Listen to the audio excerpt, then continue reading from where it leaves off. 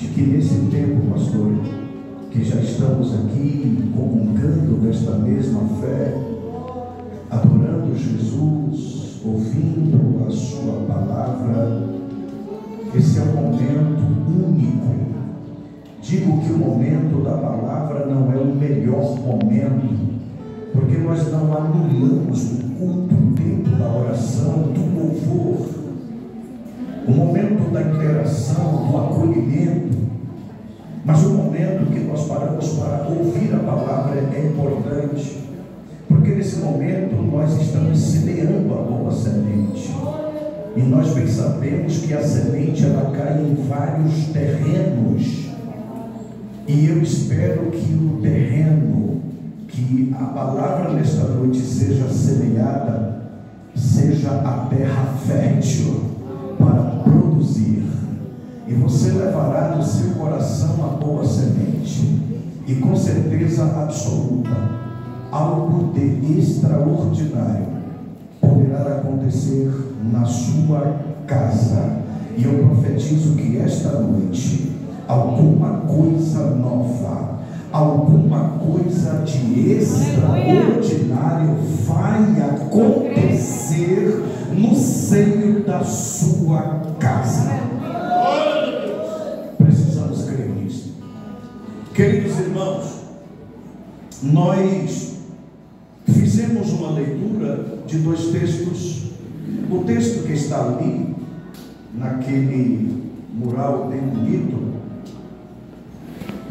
é o Provérbios de número, capítulo 10, verso de número 22, escrito pelo sábio Salomão, filho do rei Davi, mas um homem que recebera uma visita de Deus em sonho, e o Senhor perguntou para ele o que ele queria, o que ele desejava ter, precisava. E ele pediu ao Senhor sabedoria, pois o Senhor o agraciou com toda a sabedoria, e foi próspero, e tudo que desejou fazer, prosperamente o Senhor o abençoou. Salomão compôs praticamente quase que todos os provérbios, assim como seu pai, o rei Davi, compôs quase que todos os salmos. Entendemos que existem os salmos de Coré, pelo menos são 10, de 73 a 83. Existem salmos de Asaf, existem salmos do próprio rei Salomão, existem salmos de Moisés, são vários salmos. Mas os salmos que nós escolhemos para hoje trazer uma palavra, refletirmos um pouco, é os salmos que nos mostra a verdadeira ideia de Deus no tocante à família. A ideia de Deus desde o princípio era de não deixar o homem só, e nós conhecemos a história do Gênesis. O homem estava só, pois ele era a coroa da criação de Deus, e Deus disse que não era bom que o homem estivesse só, e então Deus forma uma mulher do próprio homem, entrega-o, e então o casamento estava feito. Casamento monogâmico, casamento heterossexual, é o casamento da visão bíblica, da mentoria de Deus. Foi Deus quem programou, quem fez o casamento entre um homem e uma mulher. Era isso que Deus queria, e que daí por diante eles pudessem conviver, coabitar e então povoar a terra. Nós somos frutos da mentoria de Deus, nós somos frutos da ideia de Deus no tocante à família, e todos nós sabemos o que é uma família, porque nascemos de uma família, fomos forjados dentro de uma família. O nosso caráter foi forjado dentro de casa, onde nós convivemos com pais, pai e mãe, e é isto que nós entendemos, mesmo que o mundo tente converter isso de uma outra forma, aplicar, mostrar uma outra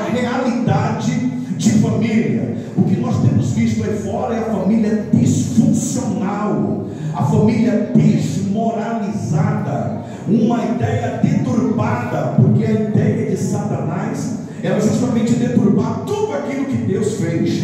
E a Bíblia diz que tudo que Deus fez era muito bom. E Deus não errou no que Ele fez.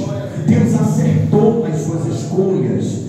Deus sabe muito bem quando Ele forma o homem. Ele diz para a trindade: façamos. Aqui Deus não queria dizer haja homem, apareça homem.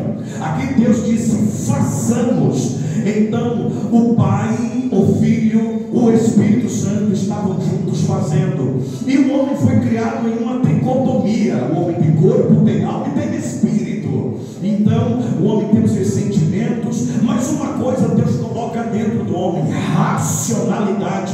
Ele deu uma coisa chamada governo. Deus colocou sobre o homem uma coisa chamada governo. E então quando Deus termina de fazer o homem, Deus diz assim, ó: e domine o homem sobre os peixes do mar, sobre as aves do céu, sobre os répteis, sobre todos os animais que se rastejam. Deus estava dando domínio, autoridade, poder para o homem. No tocante à família não foi diferente. A gente começa a observar os primeiros versos de Salmos de número 128, a gente começa a entender logo o porquê que a família foi formada. Então a gente entende que a família foi formada por causa do homem. Porque por causa do homem só, Deus disse: façamos o homem. E depois Ele disse: eu não quero um homem só, eu vou fazer a mulher. E Deus faz a mulher do homem. Então o casamento se funde, acontece filhos dessa relação. Então agora está aqui uma conjuntura familiar. E aqui, irmãos, os Salmos de número 128, eu amo estes salmos. Todos os casamentos que celebram, no final eu libero a bênção sobre a vida do casal, lendo, recitando os Salmos de número 128, porque vai falar sobre aquilo que a gente ama, fala sobre a realidade da família, do casamento, e começa exatamente pela vida do homem. E aí vocês vão observar o texto, ele vai começar a dizer que este homem aqui é o homem que teme a Deus. Esse homem, ele é feliz, porque ele é um homem que teme a Deus. O homem que teme a Deus, ele é um homem feliz, porque o temor ao Senhor é o princípio da ciência, do saber. E quanto mais o homem teme a Deus, o homem se afasta do pecado, das coisas que naturalmente lhe afasta de Deus. Então conhecer a Deus é bom, porque o homem se torna feliz e por conseguinte ele traz essa felicidade para dentro da sua própria casa. Aí a gente vai entender que esse homem que teme a Deus, ele começa a ter uma caminhada, uma postura. O homem que teme a Deus é diferente do homem rebelde, o homem iníquo, o homem que não teme, que não conhece a Deus. Mas o homem que conhece a Deus, ele sabe muito bem dos seus papéis sociais dentro da família, e ele não abre mão disto. Então no primeiro momento é o temor a Deus, que leva-o a viver uma vida correta diante do Senhor e diante da sociedade. Mas quando ele começa a entender o seu papel, ele começa a governar a sua casa. Ele entende que desde o princípio o Senhor lhe conferiu o governo. Então o homem não pode abrir mãos do governo. Nós estamos vivendo em um tempo onde as bandeiras feministas estão batendo forte, outras bandeiras LGBTs e etc., onde elas ou eles estão defendendo nesses últimos dias a inversão dos valores, onde a mulher tem que realmente governar, onde a mulher tem que ser independente, fazer o que ela acha que ela quer, e não pode se reportar, não dá satisfação. Mas quando uma mulher dentro desta casa, ela entende que existe um governo aqui está pautado no governo de Cristo, aquele governo onde Jesus, ele tem a primazia da sua noiva, da igreja. Ele ama a sua igreja, ele adora na sua igreja, ele prepara a sua igreja, ele está presente no meio da sua igreja. E quando a igreja se reúne para adorá-lo, e quando ele está presente, a igreja se alegra com a sua presença, não é? Pense em uma reunião sem Jesus, é uma reunião apenas religiosa. Mas como nós não somos religiosos, meros religiosos, nós somos adoradores, então a gente entende o que a palavra quer nos dizer. A mulher não tem dificuldade de submeter-se ao marido, porque ela vai entender o governo de Cristo na vida deste homem. Então, se ele governa bem esta casa, ele também deve entender que Cristo amou a sua noiva, a sua igreja, de uma tal forma que entregou-se por ela. E o homem deve entender isso. O governo aqui não é o governo de bater na mesa, não é aquele governo de apreensão, não é um governo de ditadura, mas é um governo de amor. O governo aqui gira em torno de amor. Então o homem deve amar a sua esposa, assim como Cristo amou a sua igreja e entregou-se por ela. Então todo homem que governa, ele também sabe que deve estar pronto para se entregar pela sua esposa. Aí, queridos irmãos, nós vamos começar a observar aqui, deixa eu fechar isso aqui.